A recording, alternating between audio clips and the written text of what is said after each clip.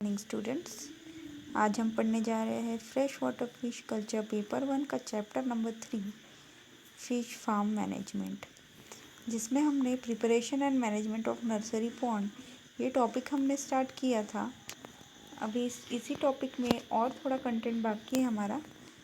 तो third point है liming of nursery pond. इसके पहले हमने प्लांट डेरिवेटिव्स पढ़ चुके हैं, उसके बाद क्लोरीनेटेड हाइड्रोकार्बन्स पढ़ चुके हैं। अभी ये थर्ड है लाइमिंग ऑफ नर्सरी पॉन्ड।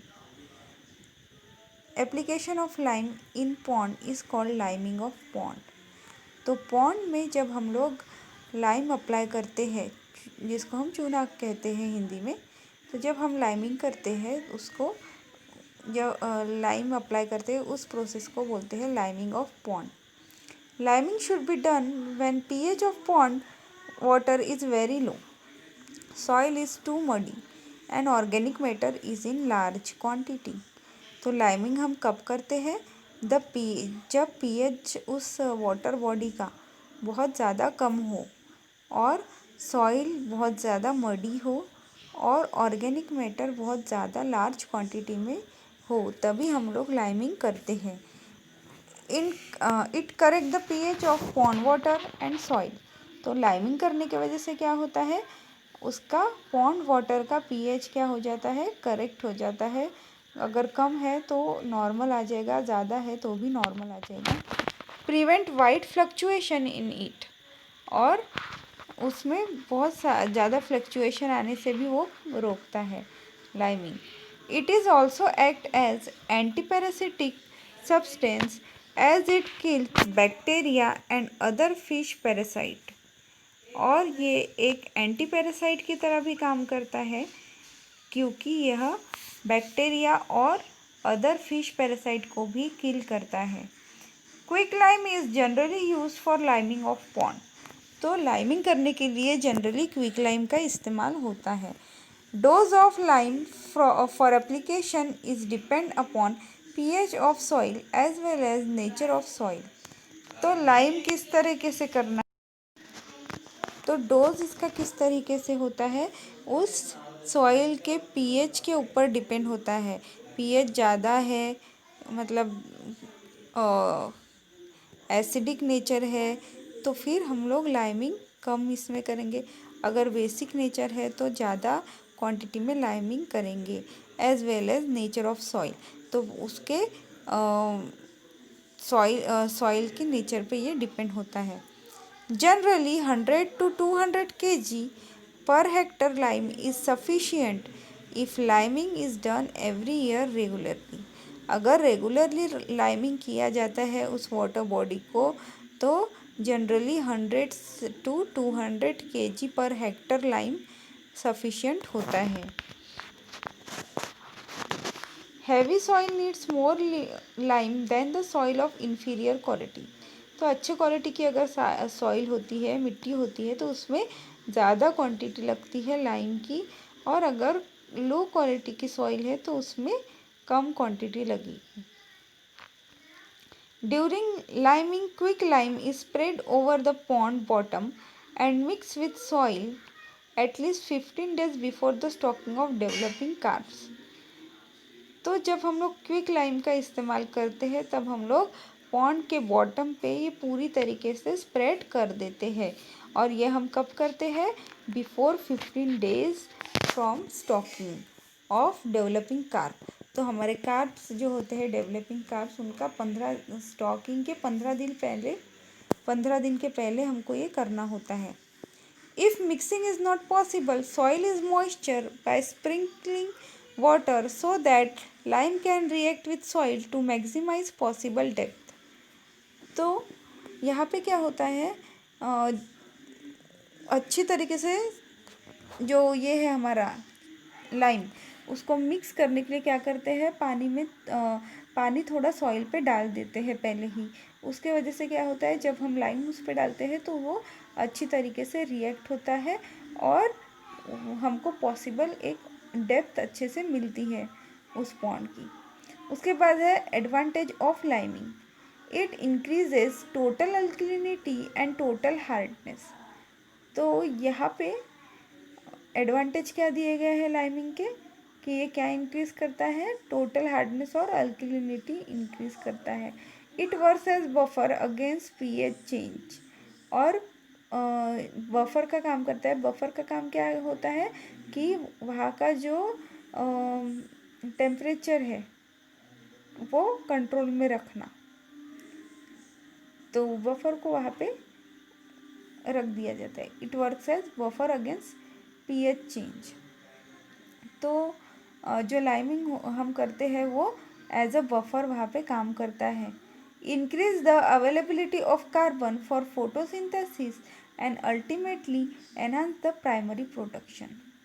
और वहाँ पे लाइमिंग की वजह से कार्बन की अवेलेबिलिटी ज़्यादा बढ़ती है और उससे फोटोसिंथेसिस में आसानी होती है, एंड प्राइमरी प्रोडक्शन भी वहाँ पे एनहांस होता है because of the liming. Increase the microbial activities, this facility decomposition of organic matter, this facilitates.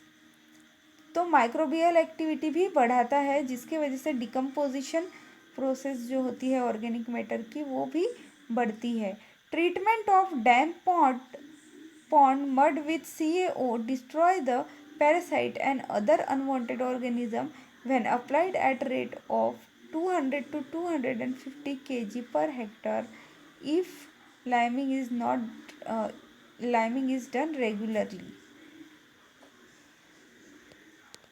जो डंप पॉन्ड होते हैं उसको भी लाइमिंग किया जाता है ताकि जो पैरासाइट्स है और अनवांटेड ऑर्गेनिज्म है उनको डिस्ट्रॉय किया जा सके।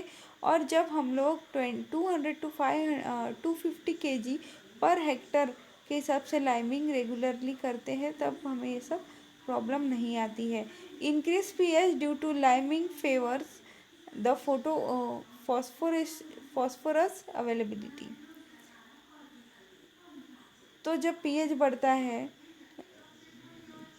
तो वहाँ पे फॉस्फोरस की अवेलेबिलिटी हो जाती है, मीन्स फॉस्फोरस वहाँ पे बन जाता है। It also improves environmental condition and enhance the production of plankton and benthos. तो इन्वायरमेंटल कंडीशन भी इम्प्रूव होती है बाय लाइमिंग, और क्या एनहांस करता है, production of plankton and benthos. तो ये सब माइक्रोस्कोपिक ऑर्गेनिज्म है। उसके बाद है watering. After liming ponds are filled with water. तो लाइमिंग होने के बाद क्या करते हैं, जो हमारा पॉन्ड होता है उसको पानी से भर देते हैं। During watering care should be taken that no undesired fish, aquatic insect और other organism either enter the pond with water enters in larval और अडल्ट फॉर्म। तो हम लोग ने क्या करना चाहिए, जब हम लोग उस पॉन्ड को फिल करते हैं फिर से पानी से, तब वहाँ पे जो ये होता है, सॉरी एक मिनट। तो जब हम पानी जब भरते हैं तो उस पॉन्ड में अनडिजायर्ड फिश और एक्वेटिक इंसेक्ट और अदर ऑर्गेनिज्म वहाँ पे एंटर ना कर पाए और लार्वल और अडल्ट फॉर्म भी उस वहाँ पे एंटर नहीं कर पाए। ये हमने वहाँ पे प्रिकॉशन लेना है। So water should pass through fine sieve, इसीलिए वाटर को फाइन सीव से ट्रांसफ़र किया जाता है पॉन्ड में। अ water level of 3 to 4 feet is maintain in nursery pond. तो नर्सरी पॉन्ड में जो वाटर लेवल कैसी होती है, 3 to 4 फीट की होती है। Manuring and fertilization. The aim of fertilization is to aid the production of fish by increasing quantity of natural food present। तो एम क्या है फर्टिलाइजेशन का, कि प्रोडक्शन को बढ़ाना, किसके through, bye increasing quantity of natural food present. Means उस pond body में नेचुरल फूड की क्वांटिटी को बढ़ाना, जिसके वजह से वो डायरेक्टली असर किस पे करेगा, प्रोडक्शन ऑफ फिश पे। मीन्स फिश को अच्छा फूड मिलेगा तभी तो अच्छी वो डेवलप होंगी और अच्छे से प्रोडक्शन उसका होगा। तो एम है इस फर्टिलाइजेशन का, to aid the production of fish by increasing quantity of natural food present. It is known fact that the fish prefers natural foods than the artificial ones. तो ये सबको पता है कि फ़िश कौन सा फूड प्रीफर करती है, नेचुरल फूड प्रीफर करती है, आर्टिफिशियल फूड वो जल्दी खाती नहीं है। Therefore ponds are manure to produce more amount of plankton, specially the zoo plankton. तो इसीलिए पॉन्ड में और मैन्युफैक्चर डाला जाता है ताकि वो और अमाउंट में प्लैंक्टन और जू प्लैंक्टन्स को प्रोड्यूस करें pond. Quantity of natural food depend on production of vegetation which in turn depend on the quantity of nutrient substance present। तो नेचुरल फूड की क्वांटिटी कैसे पता कर सकते हैं, वो प्रोडक्ट का वेजिटेशन कैसा है, which inter depends on the quantity of nutrient substance present. तो ये किस पे डिपेंड होता है, जो न्यूट्रिएंट सब्सटेंस प्रेजेंट होता है उसके ऊपर डिपेंड होता है कि नेचुरल फूड वहाँ से कैसे तैयार हो रहा है। Manuring increases production without risk of dietary disease. तो मैन्यूरिंग से क्या होता है, प्रोडक्शन बढ़ता है जिससे कोई भी डाइटरी डिजीज फिश में नहीं पाई जाती है। It improves the hygienic condition of pond. और मैन्यूरिंग और फर्टिलाइजेशन से क्या होता है, हाइजीन भी प्रॉपर होता है, हाइजीनिक कंडीशन भी मेंटेन होती है। The fertilization is an important for fish cultivation as it is in agriculture. तो फर्टिलाइजेशन क्या है, इम्पोर्टेंट है फिश कल्टीवेशन के लिए, क्योंकि यहाँ पे एग्रीकल्चर में भी फर्टिलाइज़र्स का यूज़ होता है, बहुत ज़्यादा पैमाने पे होता है। Nursery pond should be fertilize after liming. तो नर्सरी पॉन्ड सबसे पहले हमने क्या किया, सारा पानी निकाल लिया, ड्राई किया, उसके बाद लाइमिंग किया, और अभी लाइमिंग करने के बाद nursery pond should be fertilize after liming. तो लाइमिंग करने के बाद क्या किया जा रहा है, यहाँ पे फर्टिलाइजेशन उसको किया जाना है, फर्टाइल किया जा रहा है। Ponds are treated with organic manure और इनऑर्गेनिक फर्टिलाइजर और both one following the one. तो पॉन्ड्स ऑर्गेनिक मैन्यूअर और इनऑर्गेनिक मैन्यूअर दोनों से भी ट्रीट किए जाते हैं। The type of fertilizer and quantity to be used is vary from region to region and even within the region। तो क्या है, फर्टिलाइजर्स के टाइप अलग अलग रीजन में वेरी करते हैं, ठीक है, रीजन टू रीजन और even within the region, और रीजन के रीजन में भी वहाँ पे वेरी करते हैं। The manure used in nursery pond are cow dung. कौन से मैन्यूअर है यूज़ कर रहे हैं, cow dung and buffalo dung, poultry manure used in nursery pond. तो ये जो सारे ऑर्गेनिक फर्टिलाइज़र है उसका यूज़ किया जाता है। And inorganic fertiliser like NPK। तो इनऑर्गेनिक फर्टिलाइज़र भी यूज़ कर सकते हैं जैसे कि NPK। Doses of manure and fertilizers depend on kind of fish poison used for the eradication of undesired fish। तो thus the manure and fertilizer depend upon। तो manure और फर्टिलाइज़र किस पे डिपेंड है, kind of fish poison use for the eradication of undesirable fishes. तो undesire fishes को किस तरह से कंट्रोल किया जा रहा है, उनका इरेडिकेशन किस तरह से हो रहा है, उनमें पॉइजन कौन सा यूज़ हो रहा है, उसके ऊपर डिपेंड है कि किस तरह का मैन्यूअर और फर्टिलाइज़र वहाँ पे यूज़ करना है। If nursery pond is treated with mahua oil cake then it should be manured with cow dung at the rate of 5000 kg per hectare. तो नर्सरी पॉन्ड को अगर हमने महुआ ऑयल केक से क्या किया है, ट्रीट किया है, तो मैन्यूअर यहाँ पे कब कैसे लगेगा, cow dung at the rate of 5000 kg per hectare. If other poison having no manurial value in use then cow dung is applied at the rate of 10,000 kg per hectare as initial dose. तो अगर दूसरा कोई poison है जिसको मैन्यूरल value नहीं है, तो ऐसे टाइम पे क्या करते हैं, काऊ डंग को अप्लाई करते हैं, पर ज़्यादा मात्रा में करते हैं, 10,000 kg पर हेक्टर ऐसा इनिशियल डोज होता है। The fertilization is an important for fish cultivation as it is in agriculture. तो फर्टिलाइजेशन बहुत ज़्यादा इम्पॉर्टेंट है फिश कल्चर के लिए, और एग्रीकल्चर के लिए भी बहुत ज़्यादा इम्पॉर्टेंट है। Nursery pond should be fertilize after liming. Sorry, ये हम पढ़ चुके हैं। Initial dose is followed by second dose 5,000 kg per hectare cow dung 7 days after stocking of carp spawn. तो इनिशियल डोज कब दिया जाता है, जब सेकेंड टाइम डोज देते हैं। तो किस तरह से, 5,000 kg पर हेक्टर, और cow dung after 7 days of stocking of carp spawn. In India, fish farming, cow dung is preferred than inorganic fertilizer because it leads to quicker production of large number of zooplankton. तो zooplankton अगर हमको अच्छे से develop करना है या फिर उगाना है, तो फिर क्या करते हैं, इनऑर्गेनिक फर्टिलाइजर्स को यूज़ करते हैं। Crude culture of जूप्लैंक्टन should be obtain in nursery pond. तो नर्सरी पॉन्ड में क्रूड कल्चर ऑफ जूप्लैंक्टन भी ऑब्टेन किए गए हैं। मैन्योर लाइक महुआ ऑयल के cow dung poultry manure is applied at the rate of 1000 ppm।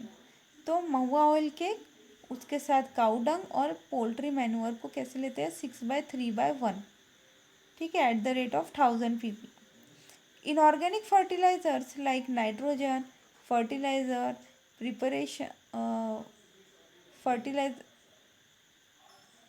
inorganic fertilizers like nitrogen fertilizer, phosphate fertilizer and potassium fertilizers can be used। तो inorganic fertilizers जैसे कि nitrogen fertiliser होते हैं, phosphate fertilisers होते हैं, और potassium fertilisers होते हैं, जिनको यूज़ किया जाता है for manuring. The rate of application for nitrogen fertilization is 50 kg per hectare. Nitrogen fertilizers के लिए कैसा रेट है, application rate 50 kg per hectare. For phosphate fertilizer 30 kg per hectare, और फॉस्फेट फर्टिलाइज़र के लिए 30 kg पर हेक्टर के हिसाब से एप्लीकेशन किया जाता है। And for potassium fertilizer 30 kg per hectare. Potassium fertilizers के लिए भी 30 kg पर हेक्टर अप्लाई किया जाता है। उसके बाद है प्लैंकटन। तो प्लैंकटन किसको कहते हैं, free floating animals and plant organism without true power of locomotion, hence remain in the power of current and waves are collectively called plankton। तो ये ऐसे एनिमल होते हैं प्लैंकटन जो कि फ्री फ्लोटिंग और माइक्रोस्कोपिक होते हैं, और प्लांट ऑर्गेनिज्म भी हो सकता है, प्लांट से भी ओरिजिन हो सकता है इसका, एनिमल से भी ओरिजिन हो सकता है, और इनमें पावर नहीं होती है लोकोमोशन की, और ये पानी के बहाव के साथ फ्लो होते रहते हैं, इसीलिए इनको प्लैंकटन कहा जाता है। Single organism of plankton is called प्लैंक्टर।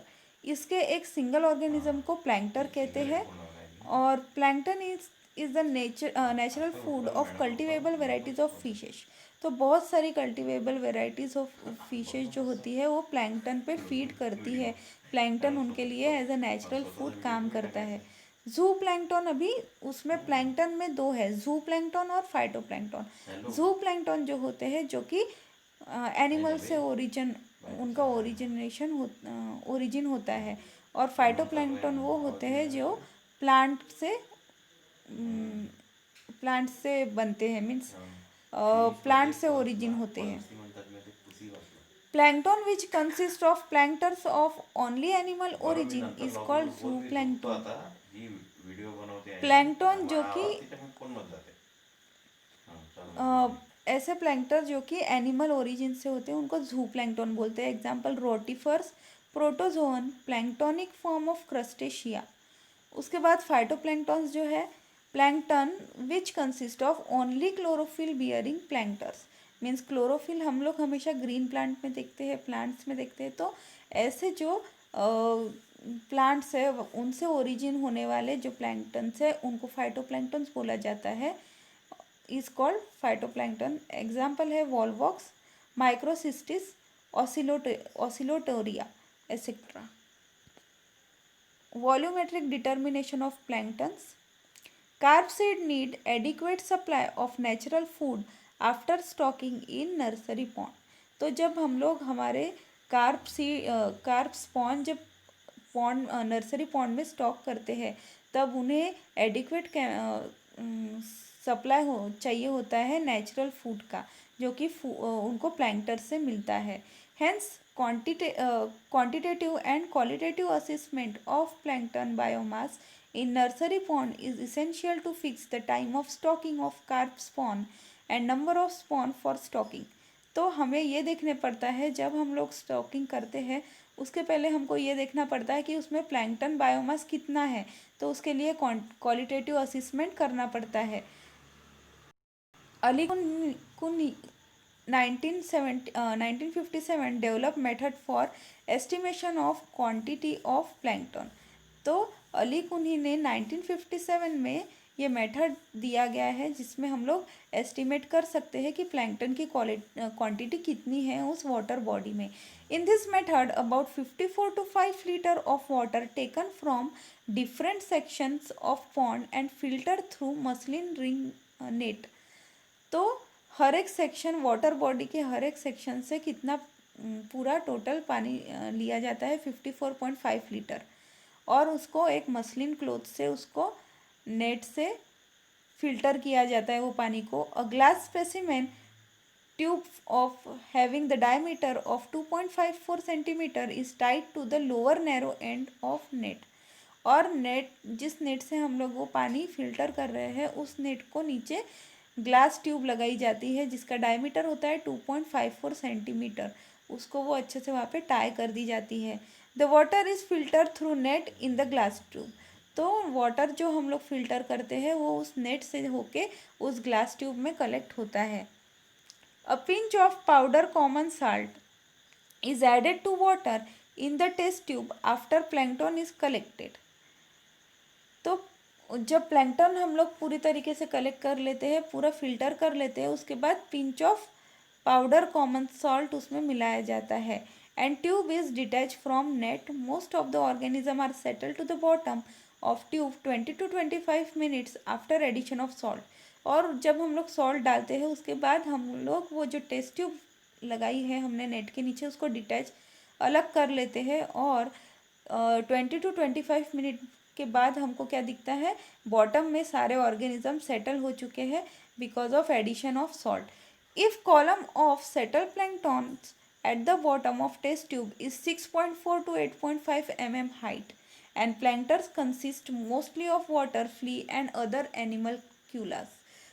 तो हम लोग अगर देखते हैं कि कॉलम जो सेटल हो चुका है बॉटम में उसकी हाइट 6.4 to 8.5 mm अगर हाइट है तो फिर वहाँ पे हम ये समझते हैं कि वहाँ पे प्लैंक्टन्स प्रेजेंट है, और प्लैंक्टन्स में मोस्टली क्या होती है, फ्लीज और एनिमल क्यूलास होते हैं।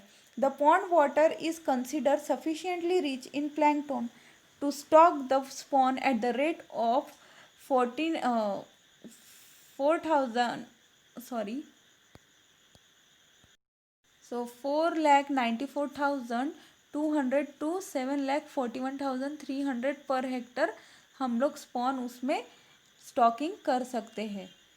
तो ये सफिशिएंट है उनके लिए, प्लैंकटन की क्वांटिटी जो है वो सफिशिएंट है इतने स्पॉन्स के लिए। Animal nature of plankton sediment is indicate bye brownish colour.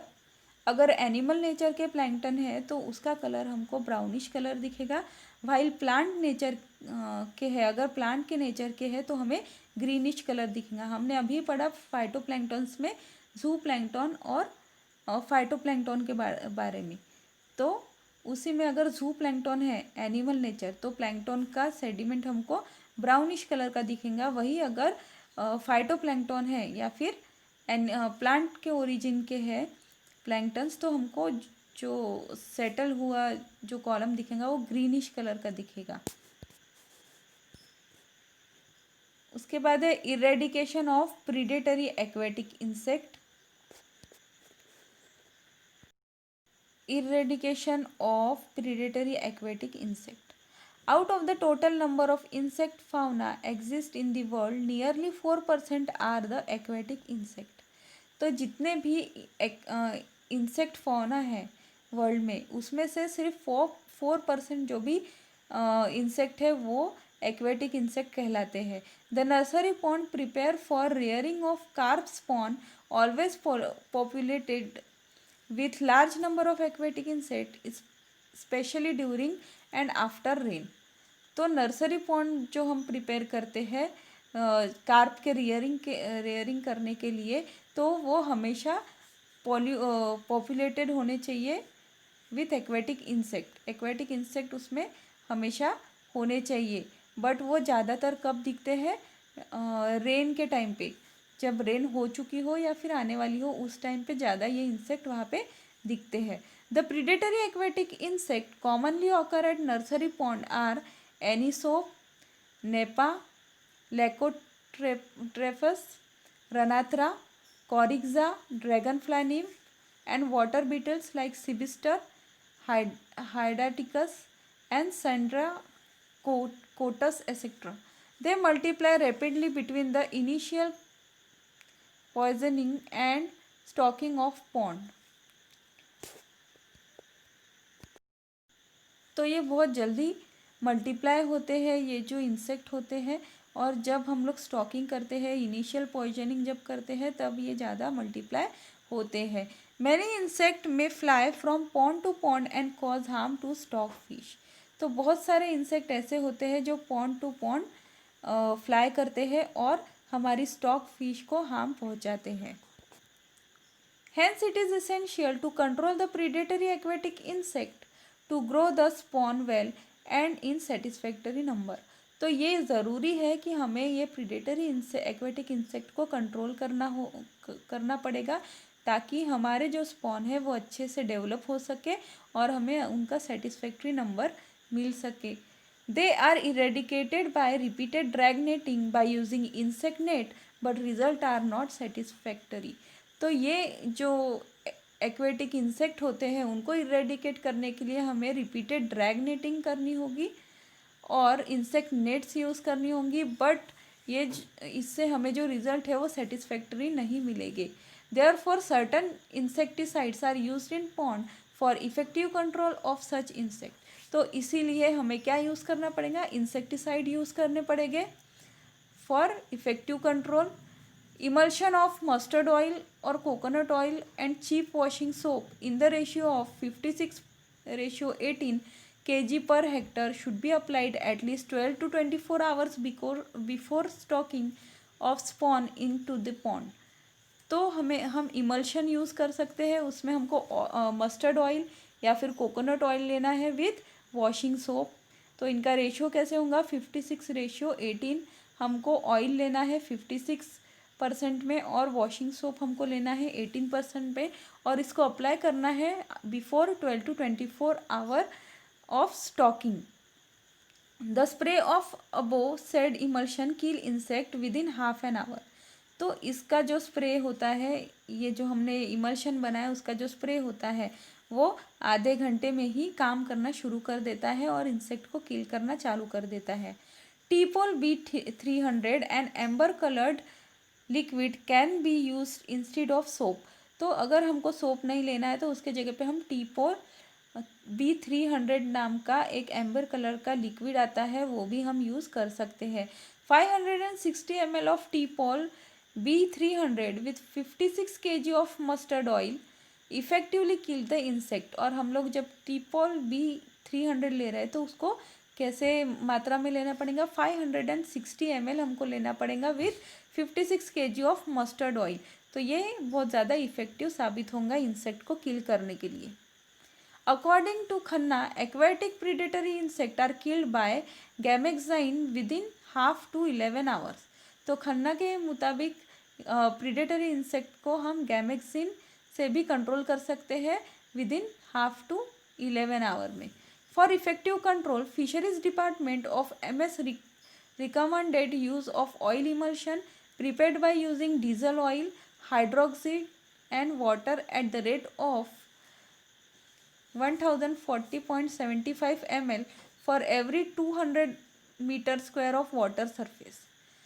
तो फिशरी डिपार्टमेंट के हिसाब से इन्होंने जो रिकमेंडेशन किया है वो है ऑयल इमल्शन, जो कि कैसे प्रिपेयर किया गया है, डीजल ऑयल लेके और उसमें हाइड्रोक्साइड डालना है और उसको पानी में हमको मिलाना है और उसका रेट जो होगा वो होगा 1040.75 ml for every 200 metre square of water surface. Thank you students.